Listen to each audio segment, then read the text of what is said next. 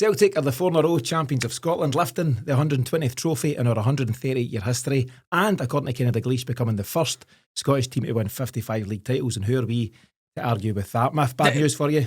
Did the King? I didn't see that. The King fire for the hit? King said it. He's gone for Did it. he? It's on the Twitter. He's not scouting anymore now. You can see it, so it's out there. So King Kenny has spoken. But Myth, as I say, bad news for you. Brendan Rodgers has confirmed 200% that he'll be here next season. What do you make of that? And of the latest chapter of Celtic history that was written at the weekend? Hello Tino, hello James, hello listeners and viewers, and a mighty hail, may I say, as well as champions. It's where we wanted to be. The reason we meet up and do these things is in the hope that is the outcome. For the team to have done it in such a ruthlessly efficient manner, I think is just tremendous, and all the credit goes to players, staff, management, certain degree to the board, but we don't want to go overly on them because we will no doubt segue back into that. Sycophant. But it's excellent for the club as a whole, because it allows us that foundation to build, because it's going to take us to where we all want and need to be, and that's at the top table in the Champions League. In terms of the manager staying, continuity great, but again I think we'll get into the bones of that around really, really interesting times coming up, because the board historically don't need any additional motivation to play cagey in the transfer market. My fear is that they do, unaware of what's to come going into next season. Maybe I'm giving them too much credit forward planning beyond the season that's about to come, or the 3 weeks that are about to come. But that's just the sort of feeling and the vibe that I get. So for me, tremendous. I never get tired of it. I see a lot of chat online. They must get bored of winning trophies and stuff. But as I've said many times before, very unique in Scotland. For the past 30 odd years, the structure and the dynamics in Scottish football have changed. If we're not winning, Rangers are. So for us, it is absolutely paramount for sanity in our daily lives that Celtic continue to win, because that means that Rangers aren't, and you can go about your business in a perfectly happy manner. You're good to go. James, another title at Tannadice. Obviously, we've spoken about the fact that we lifted the trophy there in 2008, title for Tommy. Quite an emotional video actually doing the rounds. Did you see it from Sky Sports one? Really I thought good. it was fantastic. Bernard Day, Steve McManus, Scott McDonald, one or two others, Aidan McGeady. Really good to watch, just showing exactly what that meant to win that title for Tommy Burns at that time, 2008. We've obviously done it again under Ange, 2022. Luke McCowan was in the stands that day. I was there that day. I didn't see him. Don't know if he's at it, but he was there with his girlfriend, and what a turnaround for him over the last couple of years. But James, we've done it in style, scoring 5 goals for the 3rd game in a row. What did you make of the performance against Dundee United? I thought they were class. Just that game exemplified the season in terms of ruthless efficiency. Dundee United, no mugs. They are where they are in the league by their own efforts. And Jim Goodwin, I think, is a really talented manager. The first 20 minutes to half an hour, it was looking like it was going to be not a slog, but we weren't going to get things our own way. Then the tangerines come on, which the guy Cartouche called orange disorder. Okay, very good. I like that. But that did seem to put a bit of a line in the game, and from the restart, Celtic just went tonto. Starts firing balls in everywhere. It was just an absolute goal fest. So that's the thing that's impressed me most this season, is the ruthless efficiency that you reference. They've accepted that the league will be taken care of at a real high level, and will also build on that in Europe. And then that's the most impressive thing for me this year, is they've done the league and really progressed in Europe. So to reference the board chat you're saying earlier on, surely they've got to see that. And it's Rodgers last season. Surely they've got to see that and allow him. How many times have we chatted like this and about this though? No. It's a recurring theme, and my default position on it is, I've been here so many times and we never go all in. We never go all in and back, but really, really bolster the squad and say, right, we're going to improve 3 or 4 positions. What we do is we sell and we buy, and we normally kind of luck out on maybe somebody coming through that we weren't expecting. And then we have players there of considerable experience. And dare I say, that probably the person I'm going to mention, I know he's been nominated for Player of the Year. I'm not going to steal your thunder here, Tino. But Callum McGregor, having him there as a default all the time for someone that you can always go back to, regardless of the kind of merry-go-round of players that come in and go, and the players that come in and they kiss the badge, and they're everybody's hero for 3 years and they sell the shirts and all that. Callum McGregor just turns up for work every day, every week, and is absolutely exceptional for us. So the fact that we've got him there as the cornerstone of the squad, and probably will have for another few years yet, I just think that's probably the most reassuring thing for me, is that you've got a born winner in there driving the team on. Yeah. And it helps drive standards, James, and consistency. I had a clip earlier on Axon. Paul John was talking, and he was saying, interestingly, the last time Celtic were at the 4 in a row stage was Ronnie Deila time. And I've got a lot of time for Ronnie Deila. I really liked him. Seems a good character and done well for Celtic, but clearly was a bit out of his depth. And I think Celtic experimented during that time, and it was a wee bit haphazard. But you got to 4 in a row regardless, but he left it a bit chaotic. And it took a Brendan Rodgers to come in and get you 5, 6, 7. Did Lenny get 8 and 9? And then we know what happened. Now we find ourselves in a position, James, where we're 4 in a row, but the foundations and the structure are solid. We've got a really good, high-performing team on the pitch. You've got a top-level manager, an elite manager. Some would say. Discuss. You've got all the dough you need, and you're going to get more for further Champions League qualification. And then some. Celtic are as strong now as they've ever been on and off the park, and you can debate 10 in a row or whatever, and whatever that looks like, but progress must now kick in. As Miff said, we've so often found ourselves in a position of strength and not kicked on. It's criminal not to kick on now. There's no reason why you wouldn't invest, restructure in certain areas and take yourself to that next level, whatever that next level looks like. I suppose the board, or the board apologists among us, if there's any here, would say, I don't think there's any here, would say 25 years ago, Henrik Larsson scores a lob over Stefan Klos, and we've never really looked back. In 25 years, 19 titles and however many trophies beyond that. So they would say, are you saying that's not progress? 19 titles out of 25? It's an incredible level of consistency and domestic dominance. But we've shown, not in only in a few games this season that we can compete at that level in Europe. We've gone toe-to-toe with Bayern Munich. We've had some other big results, Leipzig and otherwise. We've competed to a point against Villa, then fallen short.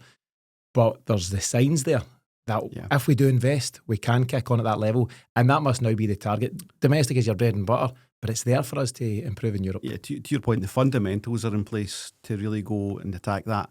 I get the realism, but Rodgers said in his post-match interview with whoever it was, he said, look, we're not going to win the Champions League. And I don't like that lack of ambition, right? You've got to shoot for the moon. I know. Right? Do you know what? Yeah.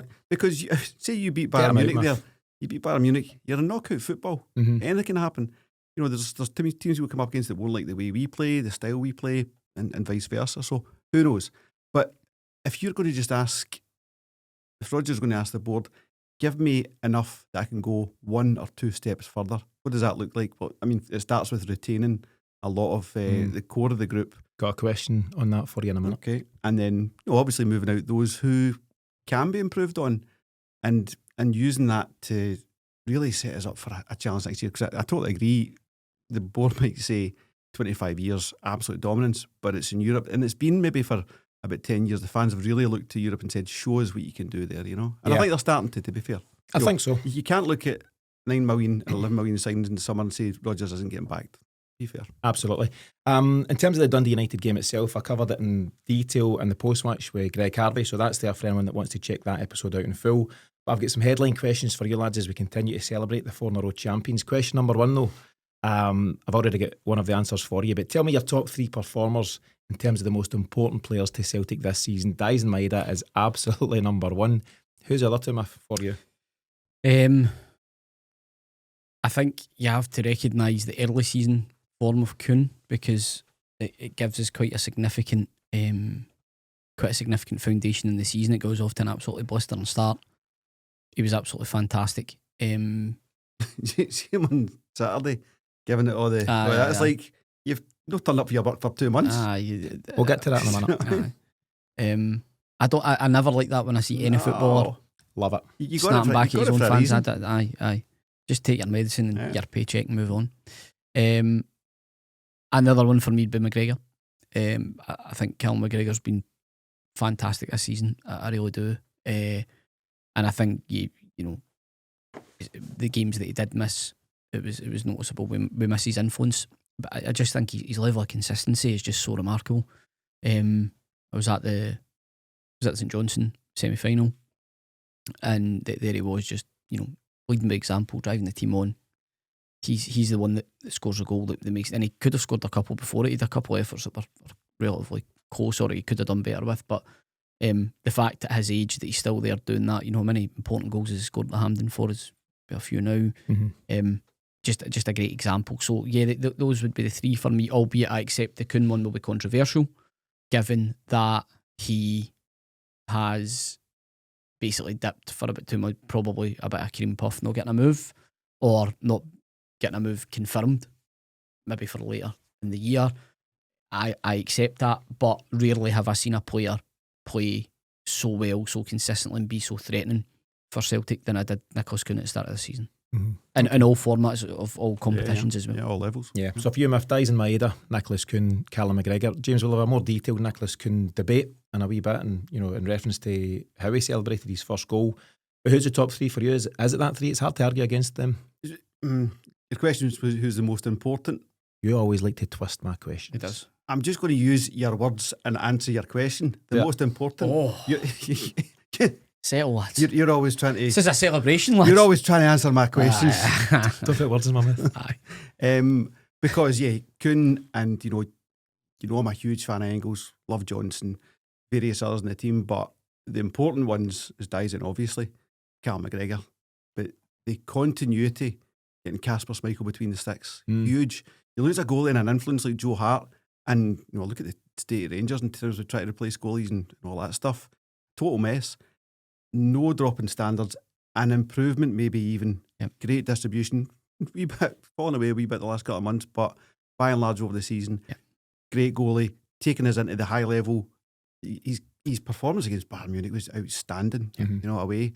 So those are the three: Daizen, Cal, Casper. Right. It was good to see him on Saturday post-match being part of it. Also, he took part in the warm-up. He's said I think the quote is that he's 85 to 90% there, so it might be another couple of games before he's back in contention.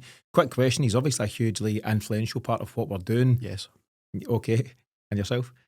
If he's back fit for the cup final and Sinisalo plays right up to that, do you switch him out? He plays, does he? But in saying that, impressed by Sinisalo? He'll just very impressed. He'll text Brendan.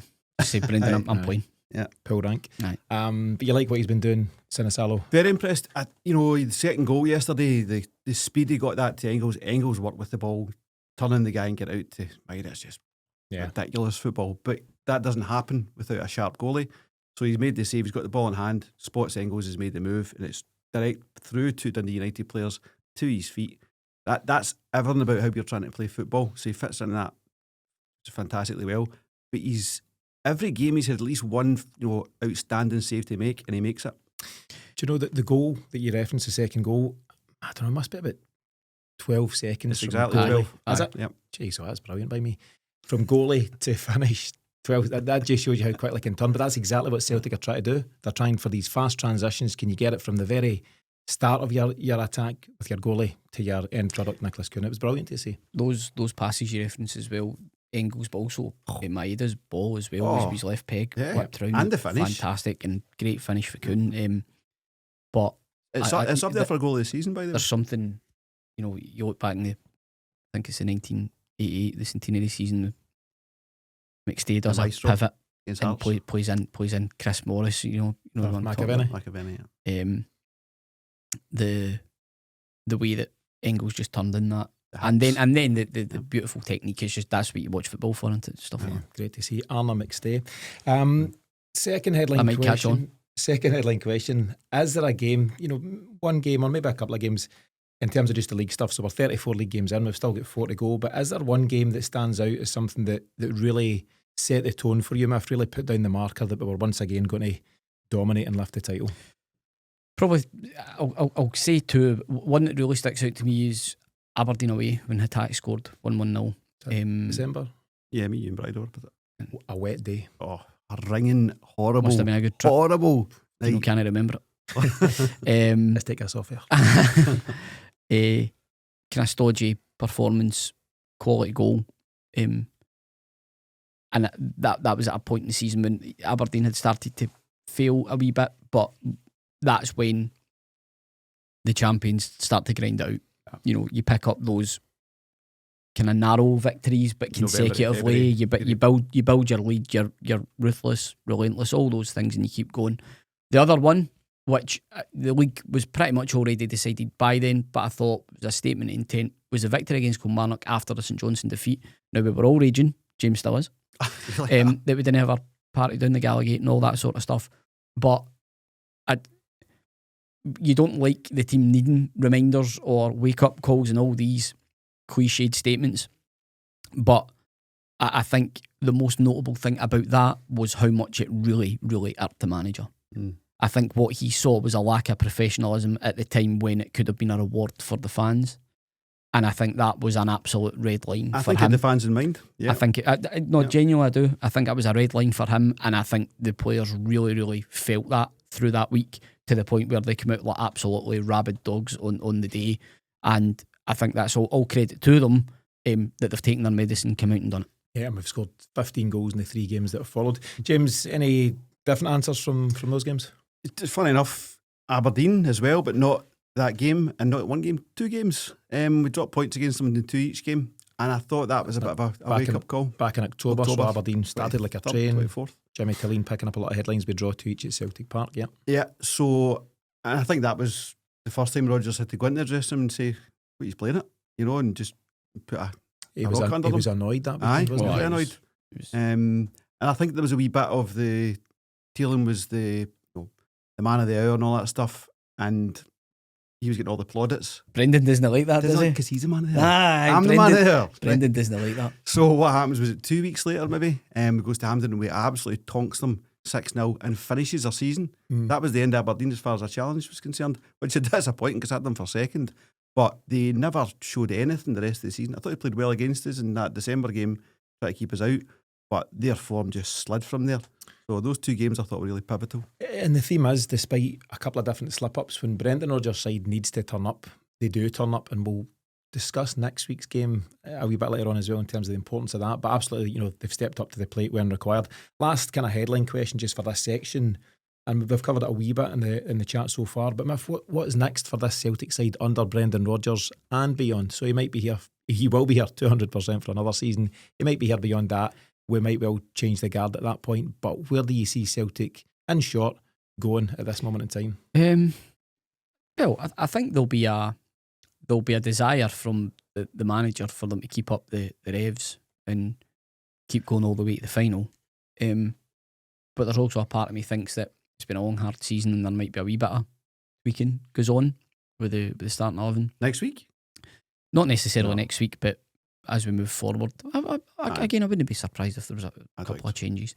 But I think Rodgers' considerable ego has been bruised by the past 2 performances against Rangers. He much like he doesn't like other managers getting plaudits, he doesn't like losing those sort of big derby games either. So I would expect there'll be a bit of reaction to that. But the road to a treble is a road that many in the squad have been through before, thankfully. And I'm always very wary. I've seen there's been a few snide digs and articles about it being tedious and stuff like that, and to say that is just not to know the joy of your team winning things. I just think it's a ridiculous thing to say. But at the same time, I also don't want to just kind of take it for granted, the fact that we're in a position to do another one so soon after the many others that we've done in recent history. It's just absolutely joyous. It really is. You just totally get to this stage of the season and it's expected that you're going to be challenging for every honour that's going. It's remarkable what the sort of expectation it's created amongst the fans. And here we are again, going for it again. Scottish Cup final day comes round, Celtic are at Hampden. It really is magnificent. So with all that at stake, all that in mind, and the fact that it's Aberdeen that we're going to be playing, I think, it's a road that Rodgers knows very, very well. And what you'll have is you'll have a team prepared, and I really don't expect any complacency either in the weeks building up to it or on the day itself. What's that record Rodgers now holds? Is it 15? Hampden wise, played 15, won 15, Scottish Cup in isolation, played 21, won 21, one of them on penalties against Aberdeen in last year's semi. It's incredibly high standards, James, and how do you improve on that? So if you drop, so if we do manage to win a treble and you don't win it next year, is that you falling short of your own incredibly high standards? Do you need to go to the next stage in Europe? What do you see as success, or at least what will be the objective at the start of next campaign? I think if you run the tapes back, that's what I was looking for this season. Happy to drop a cup or two, but to really make a mark in Europe. I think we've made a really significant mark in Europe. My ambitions were maybe to go just one more than that, but no complaints. And we've picked up 2 trophies, one of the cups already, and we're in the final for the other one. So in terms of your ambition, I think it would reset to the same. If you miss out on a cup or two, I don't have any real problem with that. You win the league and you make huge strides in Europe, and you just keep building that squad. Yeah, but exciting times, and we've got this cup final to look forward to just about a month from now, so should be another big day out. My last question, not to put a negative spin on anything at all, but Daizen Maeda, his numbers have been incredible. He's got 33 goals. I won't tell you how many assists because that's a question in this week's 5 in a row quiz, but he's been off the charts good, and I'd be amazed if clubs across Europe aren't looking at him. They must be looking at him. They're not doing their jobs if they're not. Do you have any concerns that we might be seeing the last few games of Daizen Maeda at Celtic, or where are you at? Possibly. I think his form's that remarkable that you would expect there to be interest, but I think the slight difference with him is that he is quite a unique character. He's taking on a challenge at Celtic, but I think he seems quite settled here with his family. Now, that might all go, if his money's going to get trebled or quadrupled to go somewhere else, that might all completely disappear. But this is where you would hope, especially when you know a player's attitude, what you're getting off Maeda is more than likely what you're always going to get because of the way he plays the game. Deal him in, take that away, take that away, and just give him what's needed for him to stay. I don't see why we should be losing him to maybe a lower or a bottom half Premiership team, for example. Excuse me. If it's on wages, just give the man what he's due, because he's been absolutely phenomenal for us. So I think they're trying to deal him in. Brendan Rodgers spoke, I think it must be at least 4 or 5 weeks ago. He spoke in the same weekend about him and about Greg Taylor and the hope that something could be done. And Brendan Rodgers mentioned, I've been speaking to Dermot about all of this, and now it's up to the club to sort that out. So it's clear there's an aim by Brendan Rodgers and the club to keep him here. But the longer it goes on without him signing an extension, and he is tied up on a deal, but you want to pay him what he's due. I've no problem with anybody if they're performing at a high level, leapfrogging the captain as the highest earner at the club. I don't think the captain should necessarily always be the highest earner. That seems to be the model Celtic have ran for a while. Daizen Maeda deserves all the money we can afford to give him, in my opinion. He's so unique and he's such a special talent, and he's so important to how this Celtic side play. But the longer it goes on, James, without hearing confirmation, there are small concerns. And I don't mean to bring up a negative on such a momentous weekend, but the reality is that's where we're at just now. Yeah, I wonder if he's in the same stable as Kyogo and Ange. Is it Vince Lombardi who's the guy? Yeah, there was a guy. Anyway, because they're the type of agency that likes to agitate and make moves because that's how they get paid. And they'll know fine well that in terms of his arc, he's right at the top of it, And this might be where they try and agitate for a move to get signing on fees, bonuses, all the rest of it.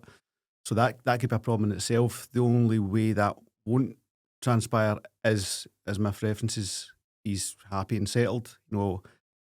He can also look across at the move Kyogo got, and that's not worked out. It's not fun where Kyogo is compared to where Daizen is. I think it depends on what the target market is. So is he going to go into continental Europe? Maybe go to Italy, Spain, whatever. Where the lifestyle would improve, dare I say, rather than the cold, wet Glasgow that they'll be used to.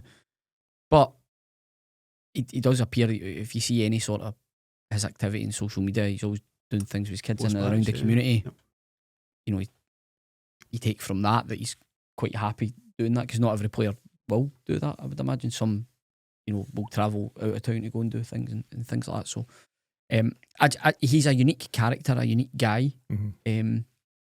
The boys were in at the the signing. There was a Young Hoops signing, autograph signing when was that? Last Wednesday.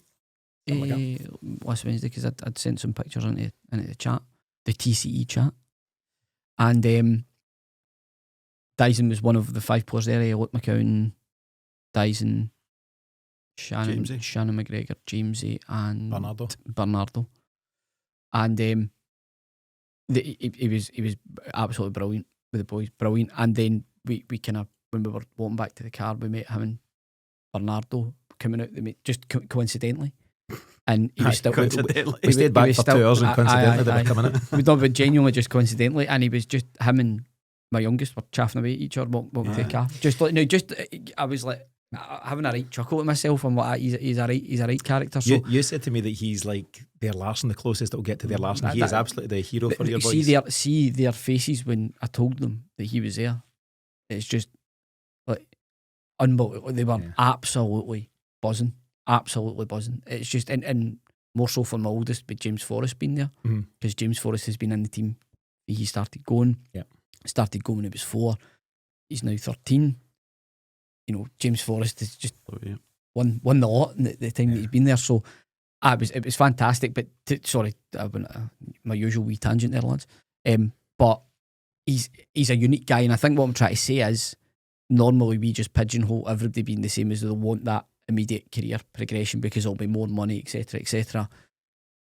But what is it that drives them? Would any of us, you know, argue or fault him having the chance to go somewhere else and maybe have a right crack at it? I don't think he could. He's given us everything in the years that he's been here. All you can ask of these guys, whether it's Celtic, and obviously none of these guys grew up as Celtic fans, but if you give your all the time you're here wearing a Celtic shirt, that's all you can ask, and he's done that and then some. He's such an interesting character, and it was great to see him on the mic. He's a man of few words, so whether he's signing a new deal or not, he keeps all that and everything else close to his chest. But the picture you can see on screen just now is when he announced that Glasgow's green. You know, man of few words, but Glasgow's green was his words post-match. In terms of his representation, I was just checking that, James, he's with an agency called, it's either JEB Entertainment or Jeb Entertainment, whereas Kyogo and the others are with CAA Base. But not to say there's not stuff going on in the background, but the hope is that Daizen's here for many years to come. Matthew, we're delighted that we're now moving on to Celtic's record holder, Celtic's most decorated player, James Forrest. You mentioned him just there. He is now officially our most decorated player with 26 winners' medals since he made his Celtic debut against Motherwell on the 1st of May 2010, 15 years ago. And there was a bit of chat post-match. He was asked about how does it feel to overtake Bobby Lennox's record. James Forrest is a very humble guy, and that came across, and he said he's actually going to pay a visit to Bobby and his family in the coming days. They're both Ayrshire lads. James is from Prestwick, Bobby's from Saltcoats, and that in itself will be a special moment. It might well be a private moment, but it'd be lovely to see if there's a couple of nice images from that, and we'll wait and see if that transpires. But James, how big an achievement is it by James Forrest to be the number 1 trophy holder, medal winner in Celtic's 138-year history? It's all about timing, isn't it? Got his timing right, just on Celtic's absolute arc, and to be such a big part of that. To be such a big part of that. Choked on that, yeah. Sounded a wee bit dismissive. No, I've always thought James could do more. I've always said that, but it's a phenomenal achievement. It dovetails obviously with what Celtic are doing, but you know, Celtic are doing their thing. You can easily fall out of the picture at Celtic and be transferred out of Celtic, and he had options to go. You know, he could have gone to Cardiff. I think there was times before that as well. He could have gone. Spurs were linked years ago, and he stuck with it. And he's delivered for his year on year. I had a wee fiver on him for a goal on Saturday there, if you like that. Because I'm desperate for him to get that goal, desperate. And you could see in the last 10 minutes, the fans were just like, shoot. And you were just like, get his road, let him get his goal. Fans and teammates alike were trying to egg him on. I think you've seen Adam Maeda several times try to lay it into his path to get that shot away. But it just shows you how popular a player is in the dressing room. Players, they're not alien to all of this noise that we all hear. You know, they're absolutely switched on, and we'll get to Nicolas Kuhn, as I say. You know, players know what's being said, good, bad or indifferent at any given time. And everyone knows that James is in the cusp, but he's already made the big achievement, right? Celtic's most decorated player. But this goes along with it. This is another record that he's really keen to achieve. 16 straight goal-scoring seasons for Celtic. He scored on that debut, Miff, came off the bench. I think it was a 4-0 win over Motherwell, and he scored then. What are your reflections on what James has achieved? Well, there's almost 2 different parts of his career. There's pre-Rodgers and post-Rodgers. pre-Rodgers, very frustrating, clearly talented, very injury prone, but probably questioned whether he was really committed to the cause at times. If he drifted in, typical winger, drifted in and out of games. And then when Rodgers arrived, added with Paddy Roberts' arrival as well, it really seemed to just bring a different level out in him. And what you found was he was more consistent, his numbers improved, and he generally stayed free of injury for longer than he had previously. And I think his body shape changed as well. I think he'd put a lot of work in at the gym. Part of Rodgers' professionalism that he'd brought in. And as a result of that, he's just never really looked back. We always go on about how hindered we were in the COVID season, but Forrest not being there for the majority of it was a major factor, because you only need to look at the seasons where he does play. The numbers tell you he's producing the goods for us. Even if it is an impact sub, he's still going to contribute. So not having that there at a time when, and we know how big a part he is of the dressing room as well, from the time when Ange was leaving, and him and McGregor kind of, he's unsung for that, by the way. When he wasn't really featuring heavily. Him and McGregor kept things together. So you look back in all those things. Listen, I love him. But the biggest part for me, as I say, seeing your children have these guys as heroes, and knowing how I felt about the centenary year team as an example, and how I still fondly look back in guys like Billy Starr. Was lucky enough to be in here. When you did an interview with Billy Starr, still probably one of my favourite ever things that I've done on here. I still get quite emotional when I think about it. Not only that, just how great a guy Billy Starr was as well, by the way. They say never meet your heroes. You want to meet a guy like Billy Starr any day of the week. But guy, that's now what James Forrest means to him. And that's the game. That's what we're all here for. It's the cycle. It's you pass it on. And I've passed it on, and it's guys like James Forrest that are my boys' heroes, and he's been absolutely fantastic, and I pray to God he gets that goal. I really do. Same. Yeah, and I think he will. Just in terms of his numbers, so stats as per transfer market is 522 appearances for Celtic. If all you'd done was play for Celtic 500 odd times, I know, it's incredible. But in at the bargain, James has got 109 goals and 109 assists. Therefore, 218 goal contributions. Over 200 times he's played a part in Celtic goals as well. It's just phenomenal to think about. Just a quick one in terms of his discipline. 16 yellow cards, right? Not many yellow cards. How many reds has ever been sent off for Celtic? No. Once. I think he gets sent off once. He had a 2-footer at Hamilton, I think it was. Oh, was that over at the touchline? Aye. And he was just going for the ball. Willie Collum? Yes. Yeah. So you're both correct in that. He's actually been sent off twice, though. He also gets sent off against Salzburg in a 3-1 defeat. He gave away the penalty. So, yeah, the game you mentioned, Hamilton Accies won each 12th of January 2011 away from home, straight red. Yeah. It's deemed as violent conduct. It was in a the match shocker, report. Man. There was no violence in that at all. Russia blood to the head. But that's 2011, so he's not even a year into his Celtic career. Maybe youthful exuberance, we'll put that down to. And then Salzburg, that game was 4th of October 2018. It was another straight red, but it was for basically a foul that led to a penalty, and Salzburg went on to win 3-1. But the numbers, Miff, they're just so impressive, and all going well. They're going to continue to increase. Yeah, well, I mean, you mentioned that part. Celtic's manager had decided that it might be time for him to go, only for James to hang about and prove him wrong. Always take great satisfaction in that period of time. But since that, he has genuinely made telling and significant contributions, and also you can see how he is around the squad. He seems to be really popular. Remember the time that he told Hatate he was man of the match, sitting on the bench and that, and he was having a right laugh with him and all those types of things. You can tell he's just one of those guys that's a real influence. So, he's almost, you mentioned it in a few podcasts ago, Tino, that he's almost like reinvented himself in the way that he plays. Just that reliability and keeping the ball in certain situations. But then he has still got a change of tempo to his play where he can mix it up and maybe still go at someone or fire the ball into somebody's feet, make a run off. He just still keeps the fullback guessing, even after all this time. He's not just got the one way of playing.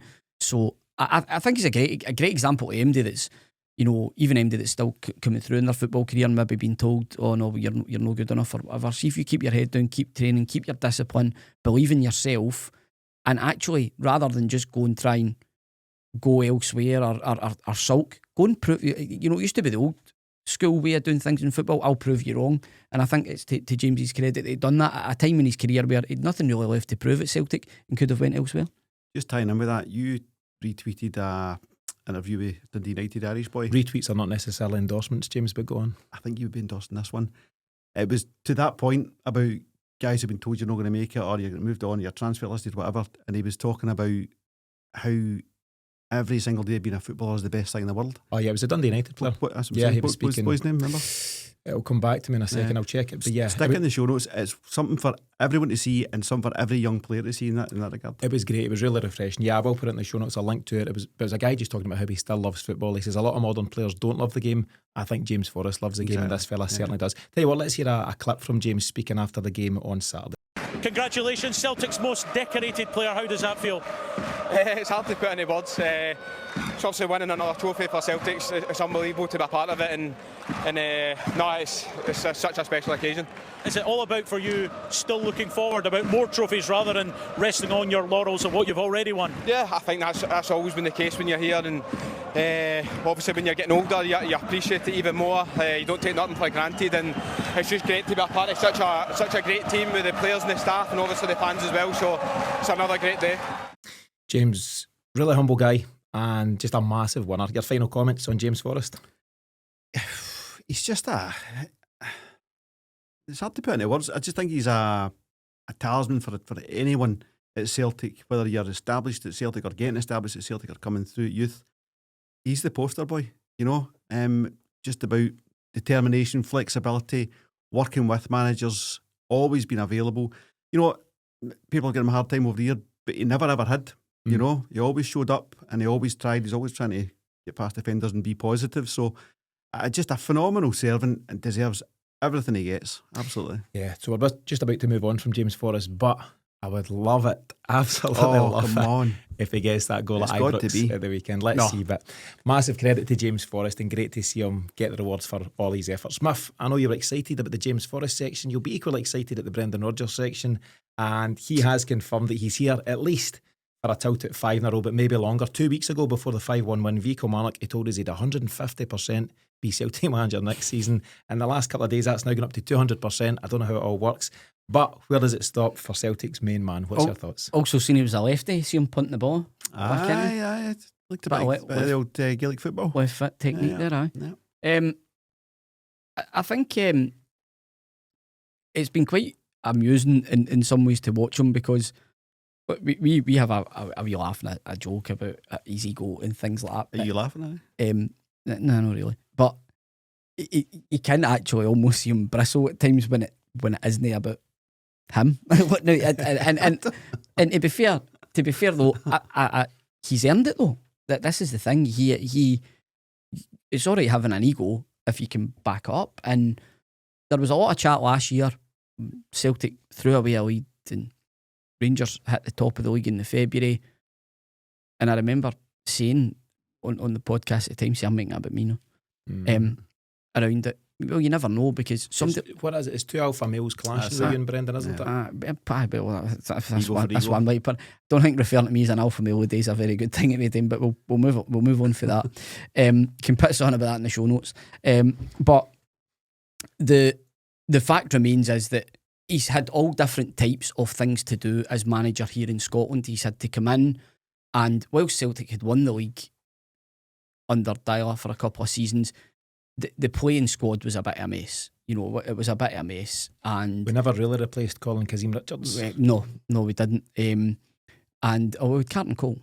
And then we also had that, Rangers coming into the league and they'd just beaten us in the Scottish Cup semi. So there was loads and loads of noise. And he navigated that brilliantly at that period, and then he built a brilliant foundation.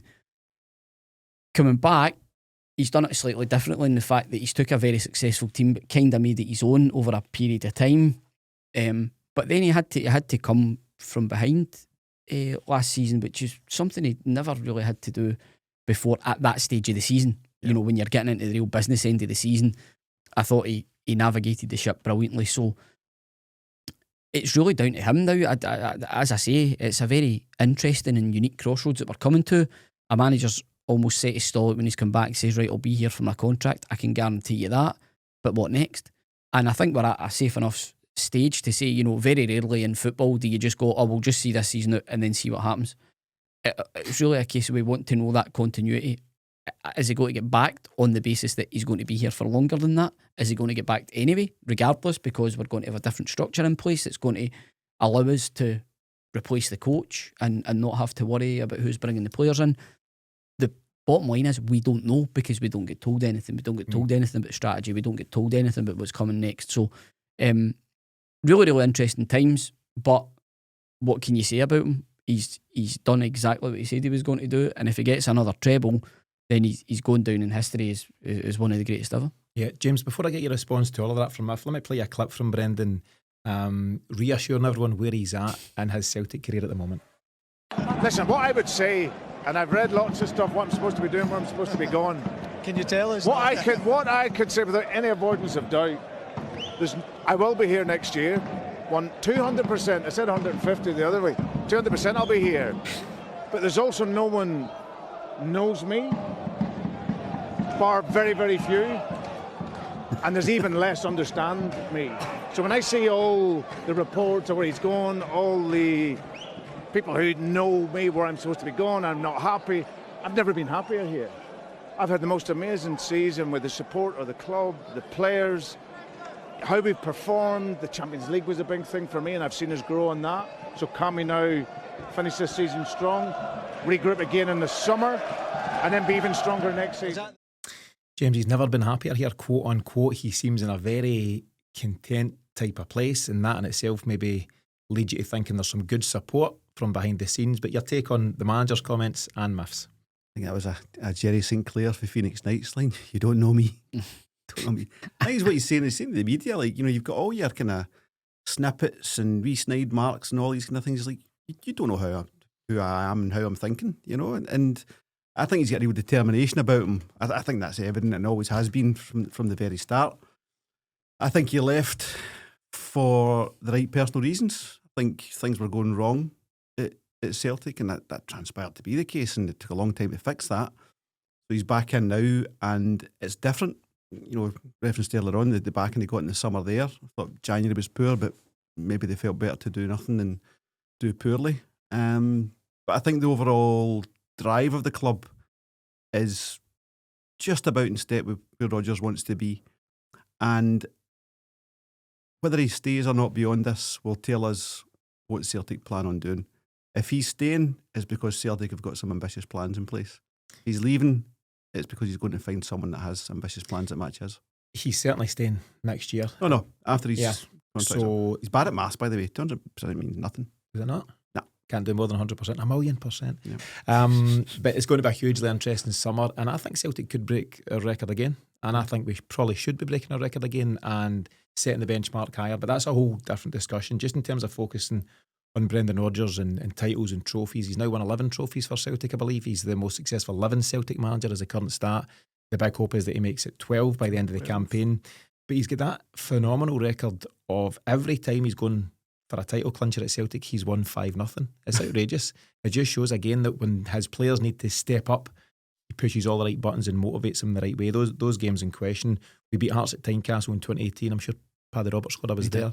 Paddy Roberts scored. We beat Rangers 5-0 at Celtic Park in 2019. He then goes away, comes back. We go to Kelly last season to try and win the league. We won 5-0. Adam Maeda inspired. He switched him in instead of Kyogo, didn't he? We won 5-0 that night. And then, of course, at the weekend, we beat Dundee United 5-0. Miff, it's an incredible record no matter which way you want to look at that. Yeah, and it says a lot about the mentality of both the manager and the team, and ultimately that's what gets us to these places where we are playing for title deciders, or title defining games. I just the way that we went about it this year, it feels slightly different in the sense that we do feel a much more efficient team. There's sometimes in games there's lulls, but then there's bursts where we're just absolutely unbelievable. And I think the fact that we've seen it on the European stage, beating a team like Leipzig at home the way that we did, going to Atalanta and battling out a draw, and then the performance in the Allianz Arena. I mean that's you're always wary of celebrating defeat or it's probably a season high, isn't it? when you've been knocked out of a competition. But to look at the way that the players played and the effort that they gave and the way that the manager set up, it was fantastic. And the hope is that we kick on. Now the onus is on the board to produce the goods, support the manager, and it's just got to be really, really interesting to see what we do. Also interesting to see who stays, who goes, all that type of thing, because there'll no doubt be players leave we weren't expecting. It's happened in the past couple of close seasons. But also, who are we targeting? Who are we looking to get in? You know, but will it be the same old names again? Kvistgarden, all that. So yeah, bring it on. It's interesting you talk about the entertainment value of this side under Brendan Rodgers and the amount of goals they're scoring. It takes us perfectly, Miff, into our latest feature, which you missed last week. It's our new feature, 5 in a row. But it's as simple as me asking you guys 5 quick and fair questions about Celtic. And you boys will write down your answers for now, and we'll see how well you do between now and the end of the show. If you're playing along at home, now's a perfect time to pause the show briefly, grab pencils, iPhones, pens, whatever, and scribble down your answers. And we'll continue with this. Wait. It's a nice night tonight. The glasses are on. So if you're playing along at home, now's the time to pause the show briefly and grab pens, pencils, iPhones, etc., whatever, and scribble down your answers to this week's 5 quick fire questions. Question number 1, lads. How many league goals have Celtic now scored in their 34 games so far this campaign? Obviously, we added another 5 at the weekend there, but how many league goals have we scored so far in 34 games? Question number 2, I mentioned this one earlier on. Maeda has now scored 33 times this season, but he never got a goal at Tannadice. However, he did get 2 assists. How many assists in total does he have for this season? So 33 goals, but how many assists? Number 3, Celtic's game against Dundee United was our 52nd game of the season, and only one player has featured in all 52 games. Who is it? Can I take you seriously? I feel like Roy Orbison. Anything you want. Who is that ever present this season? It's alright, keep it to yourself, write it down. Question number 4. In our 34 league games so far, we've scored 3 goals or more in 21 of them. One of those games was on the opening day of the season. But who did we play? That was Flag Day, Sunday 4th of August, a 4:30 kickoff, and a bonus point if you can name the scoreline that day. So who did we play on Flag Day and what was the score? And finally, question number 5. James Forrest is now Celtic's most decorated player with 26 trophies, overtaking Bobby Lennox's record of 25. But how many trophies has Callum McGregor lifted in his time at Celtic? So James Forrest now on 26, but how many is Callum McGregor on? As I say, the boys are writing down their answers just now. We will give answers to all 5 questions at the end of the show, so stay tuned for that. Lads, we talked about Nicolas Kuhn briefly, and I want to get back into that at the moment. After he scored the first goal, he obviously did give a bit back with the kind of gesture that he made to the crowd. That was his first goal or first goals since Bayern Munich on the 18th of February. Sorry, I forgot. That's all right. So 2 months, James, without a goal. What were your thoughts? And you've kind of indicated where you're at, but does he have every right to bite back a wee bit on such occasions? No. I mean, if were you annoyed at the time? I just thought it was bullshit. I think it's a misplaced focus. Your focus should be on the joy of the occasion of the day. Very individualistic, which I don't like in itself. It's also tone deaf as to your performances the last 2 months. You don't get that for nothing. So, I thought it was bullshit. Aye, get him on the transfer list. Slightly petulant, maybe an indicator as to why he has failed previously at big clubs. Because of scrutiny and pressure being on every performance rather than just 1 in 3. I disagree with the two of you. I think there's no ball. Top players need to have a bit of ego and a bit of something about them. I know that. This is a guy who in 47 appearances this season has 20 goals and 14 assists. I think he's done all right. And the fact that he's in the reckoning and in the shortlist for all the player of the year and he's in the team of the year and all that stuff, I think he's a good season. His form has dipped. That's fine. He won't argue with that. He'll accept that he dipped below his own high standards, but you're allowed to have a dip in form, are you not, at football? But I don't think he was getting panelled as well. Absolutely. Oh, he was. The grief he's taken. I think that's probably why I felt like. So I don't like, as a rule, I don't like seeing that at any game where somebody's doing that to their own fans for any team. I always just think that's a bit like, or maybe on the same side. You don't really need to do that. But I don't think the criticism, I don't think he's had a deluge of criticism or anything's been over the top. Anything I've seen, maybe seen he's switched off a bit or something like that. That's fair enough, but I've seen loads of it. So maybe I pay closer attention to some of our comments on YouTube and the various social channels that we have. There has been a lot of flack has come Nicolas Kuhn's way. And listen, footballers are very well paid and you need to be thick-skinned to a huge extent, and that's just par for the course. But I think on that level, it's a two-way street. So I think a lot of the folks that have given him all the grief and all the snash are the ones that are clutching their pearls at the thought that he might bite back a wee bit. And I think he's got every right. Well, I've got no problem with that. And actually, the moment I seen it, I'm all over it. I thought he was quite right to do it. Nah. For somebody that plays with so little emotion, because he's very focused, for the emotion for him then to show to be that.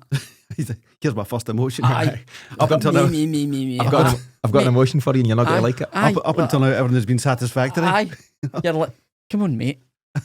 Just go on, mate. Just go and stick an cut on the pokey and go, mate. Yeah. And then go and enjoy yourself at night. Fair enough. Listen, we can just agree that you two are wrong, but just a last question. Will he be here by the end of this summer's transfer window?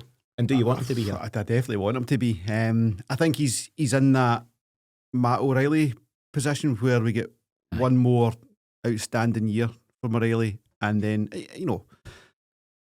whatever he would go on and do, we'd kind of go on with my good wishes. If he stayed for 1 year, he would especially go with my very best wishes. I think he's got that 1 year to go to that higher level in Europe and a bit more consistency in Europe, and he'll get a better move as well. So if he stays to the end of this season, he'll get good wishes, but very best wishes. Very best. If he misses another year.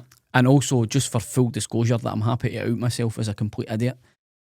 The graphic up there shows Nicolas Kuhn absolutely rampantly celebrating a goal with a lot of emotion. So I'm just going to shut up and apologise. Sorry about Nicolas. Yeah, apology accepted. Math, just quickly before we move on, do you want him to be here? Do you think he'll be here? Absolutely, but like I say, I don't want any of that stupid petulance. Just get your head down, do what you're good at, and we'll all be happy. Just got on with it. Leading from the Nicolas Kuhn chat into next Sunday, so obviously we've got Rangers coming up at the weekend, 4th of May, 12 o'clock kickoff, I think it is. We will focus a lot more on the game on Friday. We'll do a full extended countdown to kick-off show, but surely Nicolas Kuhn, given his performance and his goals at the weekend, surely he starts that one on Sunday. I would expect so, yes. Yeah. James? Yeah, I mean, obviously Jota's a big factor in it all now, Yeah, it might be just precautionary stuff, but that looked bad in terms the of suggestions are that his season's certainly over and it might extend into pre-season. So TBC. Yeah, man. So that dictates you get Kuhn, Daizen and Maeda. James Forrest. I mean, if you want him to score the goal, you got to give him the minutes. Is the young Meister back? We can only hope. He was running about. He was getting chased off Kuhn with a bottle of water, and he looked sprightly. He looked good. Oh, did he? He was running about. Tino's that. Get him in. So the sooner we can get Gang back, the better. As I say, we'll cover it in more detail on Friday, but I just want to ask, so we can talk about whether it's Kuhn or Forrest, but it will be, I think, Maeda, and one other. Does the rest of the team pick itself? And I include Sinisalo in that. There are suggestions, as we said, about Casper, but the back four and the midfield three, all of a sudden, seem pretty set. Yeah. I think that's fair. Yeah, I think that's fair. Most because nobody's grasping the nettle at left centre half or left back. It's not settled that we're happy with that going into next season. There's work to be done, but yeah, they've steadied the ship. That sounds the wrong term because they've just been blazing through results, but the ship's flying. I know. But they've been steady the last few games, so yeah, I wouldn't be changing anything now. Just a last question on the game. I have seen some suggestions that doesn't really matter. Play the kids, whatever, no pressure. Who says this? Who? People's Celtic fans? Yep. Basically, he's obviously on some sort of different on fire. Sam Blue Sky. No, he's in Sam Blue Sky. Black holes of Blue Sky on Twitter all day and all night. I'm on the dark web, Math looking for strange comments. What do you think, though, James? How important is the game coming up on Sunday then? I think Rodgers will be psycho Brendan about it. I really do. All the records, all the accolades, all the numbers he's racking up, he might want a wee result that is the manager that gets spoken about forevermore. With Statement result. Yeah. So if I have seen people, genuinely, I can share the screen grabs, saying that they want to make sure that, most importantly, no injuries and that we manage the squad up until the final. I think this is part of managing the squad because another defeat to Rangers wouldn't be great for the headspace. You're champions, but you've fallen short again. I think it's so important from that point of view to win, but also just to reinforce yourself as the top team in the country. I think it's so important that we get a performance and a result on Sunday. It's probably all that Rangers have got left to play for their season. This is their cup final. This is, they'll want to end their season on some form of high. But what's the point, as Barry says? What's the point? But by the same token, I think, like I said, I think Brendan's been bruised by some of the previous performances, and certainly there's none more abject than what happened at Ibrox in January. So over to the players to do their bit, and I think that there's never one of these games, whilst it is a dead rubber in theory, just tell me how you're feeling come kick-off time Sunday. Exactly. Anyone who's saying, it doesn't matter how are they feeling kick-off, that's exactly it. We'll give you a nod at 5 to 12. We'll see how you feel. But no, it's another exciting one to look forward to. We'll see what the team is, see what the momentum is, and see what we bring at the party, because we have fallen short in the last couple of games. We went to Ibrox under Ange for a dead rubber and get beat. Was it 4-0? 3. Yeah. Let Todd Campbell score. I know, that's already, isn't it? Anyway, let's see. Miff, I know you're keen. Let's get to the quiz and see how you guys done. So, honking. 5 quick, really? Honking. 5 in a row, 5 quick fire questions. We'll run through it fairly quickly. How many league goals have Celtic now scored in their 34 games this campaign, Miff? I've said 96. You're not far away. 112. Not miles away there, but 102. So the record since the turn of the century is 106 by Brendan Rodgers' Invincibles. So we're only 4 short of that with 4 games to play. And overall, we've now got 148 for the season. The Invincibles at 150. So we're closing in on that and then some. Question number 2, unless you've got something to add, you look like you will. No, just when you mentioned Invincibles there, somebody put on a Big Tam video. I seen you getting all excited. He was out chatting on the old internet. Tom Rodgers. I was messaging James Forrest, and they were pals, weren't they?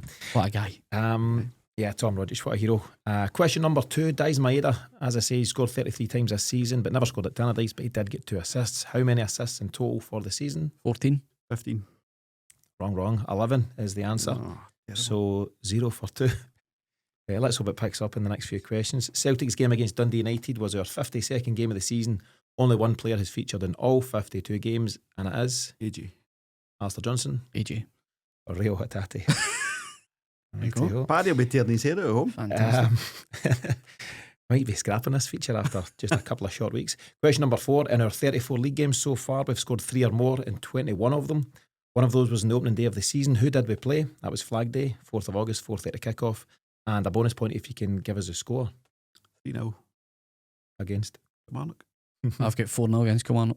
I don't know if I can give you the point. It was none of them against Kilmarnock. It was against Ross County. Ross County. But 4-0 was the score. Can I give you a bonus point? Aye. Probably not. I don't know. Yep. Bonus point. We'll go for it. Taking it. And last question. You're showing yourself up as the I know this one. real Celtic knowledge, guys. I know this one. James Forrest, Celtic's most decorated player, 26 trophies, overtaking Bobby Lennox at 25. How many trophies has Callum McGregor now lifted in his time at Celtic? Or 17. Oh, no. 24. No. 24.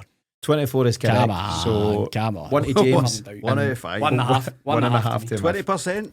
Fantastic. Let's see. Must do better. Fantastic. But as I said, let us know how you got on. We'll post these questions on the socials. You can send us a message and let us know how you got on at home. Miff, we're closing out the show just to this last section. There was a protest. I'm keen to do a separate episode altogether on pricing in football and the fact that fans seem to be getting priced out, and there was a lot of noise about the fact that Dundee United are charging £42 or were charging £42 to attend Tannadice on Saturday. There was a protest initially with the Tangerines and them with the footballs, and you're watching the game, and I was a wee bit annoyed initially. I thought, it's disrupting the game. They're absolutely right to protest, and it's not just Celtic fans that should be annoyed at this, it's fans across the country. What's your take?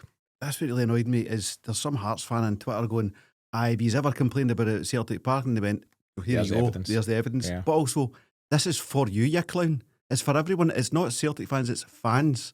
This is about the whole Scottish football and how we're treated. It never ceases to amaze me how tribalism makes people very silly. Aye. And they just don't get the overall point. And I bet you've never complained about it before, but this is us complaining now as a collective against universally, nationwide, what we're being asked to pay for tickets. We're trying to bring it down for everyone. Yeah. It's not just for us, it's for everyone. But no matter how often you say that in a controlled and reasoned manner, people just go, but you've got a big pool at yours. And it's like, exactly, that's the point. We don't want you to be charged whatever it is you're charged for sitting there. Yeah. But by the same token, we don't want to be charged, exuberant prices when we go away either. Even from a commercial perspective, and again, this is pointing back to squarely at Neil Doncaster's desk. It's about diminished returns. So you set a price at X, and a mum and her 2 kids, down their family, whatever kind of thing, is just going, we're not doing that. Whatever we're doing on Saturday, we're not doing that, because that's 150 quid, 120 quid, whatever. The other side of that is Dundee United know they would sell out the full allocation. They could have made it £100 a ticket. No, but what we're saying is the product is this and the price is that. It's not EasyJet, it's not dynamic pricing. It's one of many things that Scottish football is getting terribly wrong. Well, at the moment, it's the clubs that set the price. Do you think it should be the league that sets the price? I think can that be the case? You can have a certain category game, which is a Celtic Rangers game pretty much, and a cup game, semi-final, final, and they are XYZ. But if you want fans to turn up for St Johnstone against Motherwell and Celtic against Dundee United and so on, you've got to be fair about it. And the only reason we're lowering ourselves to these scrappy, just horrendous thinking commercial offers is because the commerciality of Scottish football is so poor, because the people in charge of that commerciality are just not at the races. They need to just grow up. Yeah, it's ruffled a lot of feathers over the weekend. As I say, we'll be keen to do an episode in itself. I would say on a lighter note, absolute amazement at the logistics of getting 400 Sondico footballs in at the 40, I think they got into the ground. Yeah. Is there some guy in the toilet just pumping them up for the first half? I presume somebody's brought a pump into the ground. Fair play. We'll find out. But no, I think they were right to protest, right to have their voices heard, and it's an ongoing thing in Scottish football. And as I say, we'll be keen to do a price of football type episode. Not to mention the fact that Celtic have ramped up their season ticket prices. I think 5% is the average. We'll have a discussion about all that and then some in the weeks ahead. My very last additional note, PFA Scotland Player of the Year nominees have come out. Celtic dominate, as you'd expect. Callum McGregor, Daizen, Maeda and Nicolas Kuhn. Actually, the 3 guys you mentioned is our most important guys. But another guy that you're fond of, Simon Murray, finds himself in the mix. Well, I know who's getting my vote. Well, Simon. But your thoughts on that and who you think will win it? I think it'll be Daizen, just because I think he's been consistently brilliant. But honourable nod to Simon Murray. Yeah, fair play. I think he scored something like 22. One league goal less than Daizen, and he plays for Dundee. 22, and they might end up going down. I think that's an absolute tragedy. Dundee, I thought they were a really good season. I know it felt like they had a good season, and then you go, second bottom. The table tells you otherwise. Did they actually climb the third bottom of the weekend there? I think they did. Be Hearts. Don't know. But anyway, fair play to Simon Murray. Good season for him. Jambos. Aye. Right in there. No get time or inclination to discuss Okay. Hearts. James, your final thoughts on this league winning weekend? Fantastic. It's just exactly what you want from being a Celtic fan. It's been a fantastic season all the way through. Real consistency from the boys and the manager. Improvements from players. Improvements in Europe. More to come. On the cusp of a treble, or certainly in contention for a treble. And they're not easy to come by, so couldn't be happier. Yeah, happy as Larry, could not be happier. My final word goes to you. It's been amazing. Amazing few weeks, and the kind of enjoyment of following Celtic continues. You've got another final at Hampden to look forward to as well, and the intrigue of what's to come. Close season, pre-season, with the manager, how he's going to be backed, what the board are going to do, who's going to stay, who's going to go. So yeah, it's just a time to be enjoyed. So I bring on. Who's it? I will bring on Rangers. First and foremost, bring on the Rangers, and you'll be glad to know that I'm feeling. But this might be a bad thing, but I'm feeling relatively confident about that one. Not sure how I feel about the way that you feel. Aye. But we'll get to that, as I say. We'll do a full preview on Friday. So that wraps things up on this latest episode of the Celtic Exchange Weekly. Thanks to James and Muff, and thanks to you for listening. We'll be back on Wednesday this week with our latest episode of CSC Stories, this time with the guys at the Tommy Burns and John Clark jersey CSC. And then again on Friday, as mentioned, as we bring you an extended countdown to kick-off ahead of Sunday's clash with Rangers at Ibrox. Before all that, take a minute to explore the Celtic Exchange Plus and the various benefits of being a member. There's a link to all of that in the show notes. But until next time, have a brilliant week. We'll see you all again really soon.